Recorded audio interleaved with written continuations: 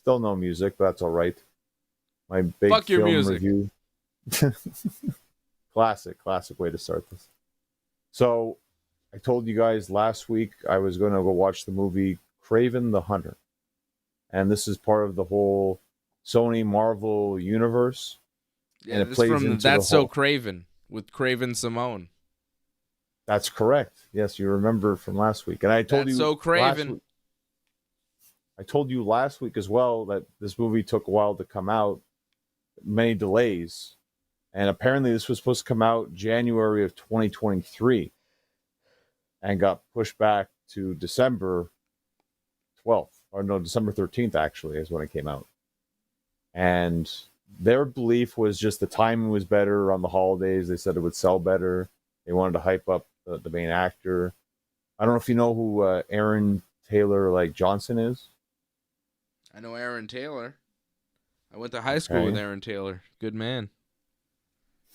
Well, I don't think you didn't He's see my the buddy. movie Nowhere Boy, did you? Or did you hear about the Beatles movie? Nowhere Man? It's a song, isn't it? No. Well, there's a Nowhere Boy. There's a He's movie a that came out. real nowhere man. Do do do do da da da. Classic. Well, he plays John Lennon in that movie, so he did play that song. But in this In movie, Kraven the Hunter? in Craven, he's just like this big super villain kind of thing, but actually a hero in this because this is his origin story. John Lennon? And I'm lost. What the hell are you talking about? oh, he played John Lennon in another movie, but in this one, he's Kraven the Hunter. Okay. We won't worry about actors. Don't worry. We'll just keep it towards the story of this. And this is how Kraven came to be the hunter. And you're going to love this story, of course, because it was a voodoo spell when he was almost dying because he got mauled by a huge lion. And when he was dying, he drank this voodoo spell and he got brought back to life. So he became half human, half lion. So he's half a monster practically. So I knew you would love that part of the story. He And became instead of half human, half lion. he still looked like a human, but he had the powers of a lion.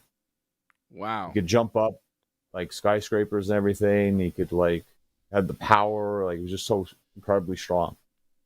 He was pretty much just superhuman. I mean, think the Marvel universe, how these superhumans exist. He pretty much became one of them in a sense. He's an His own X-Man. little... Not an X-Men whatsoever because he's very ruthless. His whole idea is he hunts down people, and he will brutally hunt down people. He's a The bad action guy. scenes in...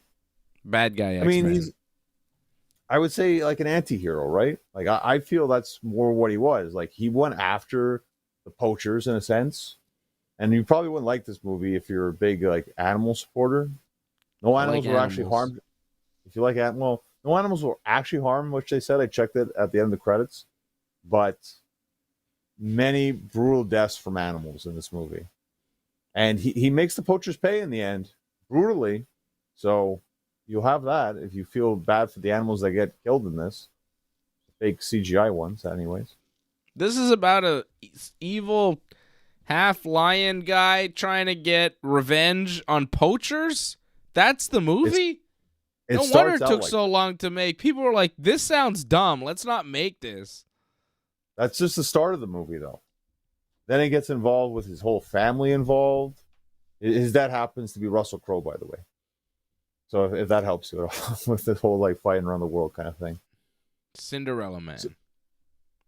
And his brother gets kidnapped, so he tries to help out his brother. His dad doesn't want to help him out so much. Yeah. So it's a huge conflict with that, and him trying to save his brother, and conflicts with his father at the same time, and just being the superhuman man who just wants to destroy everyone in a very gory, ultra-violent way. He sets up these bear traps and just rips a person's head in half with the bear trap. Quite horrifying to watch. I mean, again, this is a rated R movie, so I know there's a lot of Spider-Man fans, but not your kids involved for this. Your kids are not going to be up for this, sadly. This is if you're waiting for that gruesome kind of Spider-Man universe kind of movie, this is it. I mean, the action scenes were definitely top notch.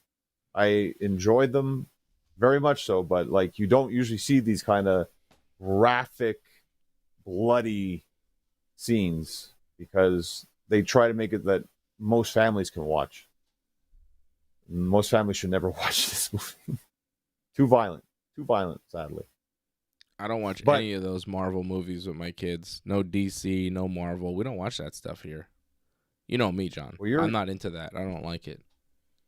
So you're fine with that. I had to tell a friend who's like, his son is a huge Spider-Man fan. So I had to tell him about that. And he really wanted to see Kraven the Hunter because like he's big into that. He knows about Kraven and all that and like his involvement in the Spider-Man whole universe. So I had to tell him, like, look, like if you're gonna do it, you have to go with him, one, because it's rated R, and just make sure maybe close his eyes at certain scenes because very, very violent, very entertaining, but very violent. Sounds like AEW. Maybe in a sense, there's some tie-in a sense when you think about it. Now, if you remember last week, I had this idea of like, I wonder what someone would see like if you watch the movie just straight up, like the Trailer Park Boys movie, right? Like I thought like just someone who didn't know anything about it, what the reaction would be to that, So I was able to pull it off this week. Like I brought a friend and they had no idea what Kraven was. They didn't even know like Spider-Man. They kind of had an idea about Spider-Man, but not too much, right? So they went in this like just blank slate. And they really enjoyed the movie. And they said, like, most of these kind of movies, especially, like, kind of complex story, they're kind of like, I wouldn't be that interested. But they had enough hooks. And there was enough interest. And obviously the action scenes helped a lot with that. But he gave it a thumbs up. So I have to say, like, for someone who doesn't know anything about Kraven, like, if you don't know anything about it, you can still enjoy it for the action thriller that it is. For me, who's a bit more into Spider-Man, I give it more like a thumbs in the middle because there's some things that can be worked on in terms of CGI, not the greatest in the world. As we kind of mentioned already, the story, it's a little bit all over the place.